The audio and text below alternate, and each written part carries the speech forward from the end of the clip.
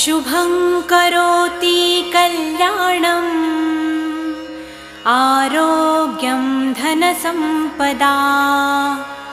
शत्रुबुद्धिविनाशाय दीपज्योति नमोऽस्तुते। दिव्यादिव्यारे दीपत्कार कानी कुंडलमोतीहार दिव्याला पाहून नमस्कार तिळाचे तेल कापसाची वात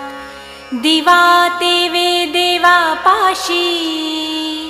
उजेड पडे विष्णूपाशी